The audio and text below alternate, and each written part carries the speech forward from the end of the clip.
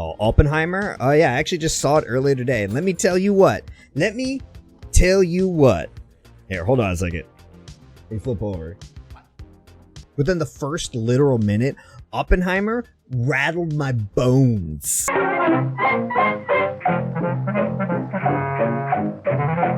I did that joke video about watching Oppenheimer using the Terminator footage. That was literally me a minute into the movie. And if you've seen the movie, you know what I'm talking about.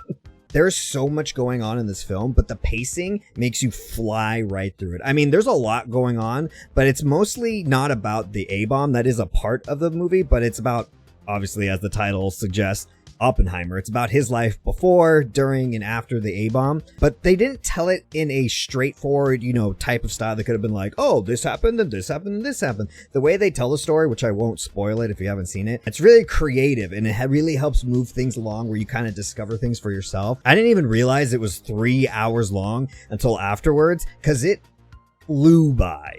And the acting is clearly phenomenal, but I think the best part is there were so many more stars in this movie that she didn't show in the trailers, and they just keep popping up. You're just like, oh, hey, I didn't know you were in this. And everyone, regardless of the screen time they got, even if they only got like a minute, you could tell everyone is giving it their all. The score is amazing, and the sound effects will literally jiggle your organs, which I know doesn't sound like something you want, but trust me, you do. If you really want to experience this movie, you definitely have to see it in theaters. You don't need to see it in the super crazy IMAX unless, you really, really want to, but you have to see it in theaters. I know a lot of movies say that, like, it must be experienced in the theaters, and most movies are like, yeah, come on.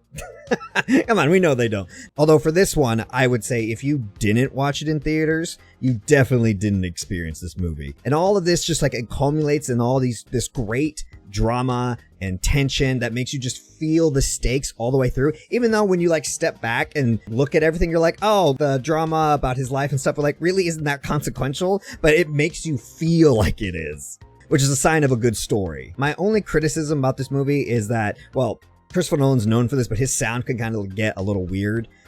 So there was a few points where the sound was a little too loud, where you couldn't really hear what they were saying. But I will say majority of those times where that happened, it was like in a disorientating moment, or a moment of like things were weird. Again, I'm not trying to spoil things for you, but so it did happen in those moments where like the sound wasn't too important, but I did notice I was like, I don't know what they said there. And there was a few, like 1 or 2 other scenes where I was like, I think I know what they said, but I'm not quite sure.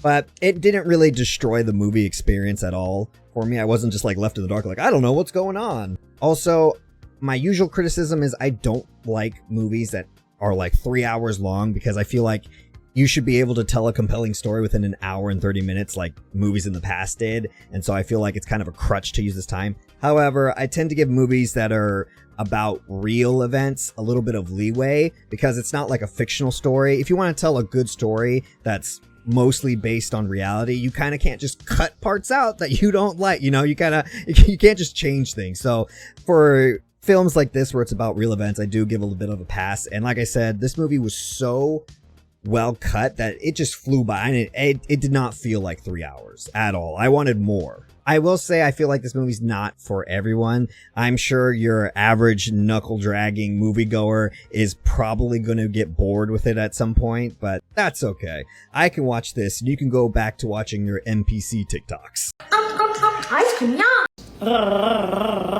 All in all, it's a fantastic film, and I highly recommend it. I mean, it's so good, I'm going to see it again. That's right, so good, I'm going to see it twice. I'm going to get my bones rattled again.